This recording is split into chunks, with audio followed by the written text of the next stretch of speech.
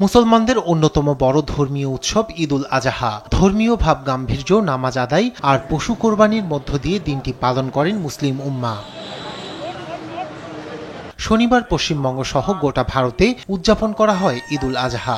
সকাল 8:30টায় কলকাতার রেড রোডে ঈদুল আজহার প্রধান জামাত অনুষ্ঠিত হয়। এছাড়াও কঠোর নিরাপত্তার মধ্য দিয়ে দিল্লি, হায়দ্রাবাদ, মুম্বাই, উত্তরপ্রদেশ, জম্মু কাশ্মীর সহ বিভিন্ন এলাকায় ঈদ জামাত ও পশু কুরবানি দিয়েছেন মুসলিমরা।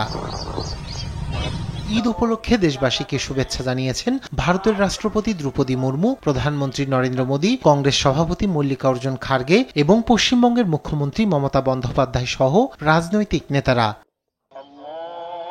ঈদ উদযাপন করেছেন পাকিস্তানের মুসলিমরাও। ত্যাগের মহিমায় আল্লাহর সন্তুষ্টি অর্জনের লক্ষ্যে কোরবানি দেন তারা। মালয়েশিয়ার বিভিন্ন শহরে স্থানীয়রা সহ প্রবাসী বাংলাদেশিরা উৎসাহ উদ্দীপনার মধ্য দিয়ে ঈদুল আজহা উদযাপন করেন। যথাযথ মর্যাদায় উৎসবমুখর পরিবেশে যুক্তরাষ্ট্রে উদযাপিত হয় পবিত্র ঈদুল আজহা।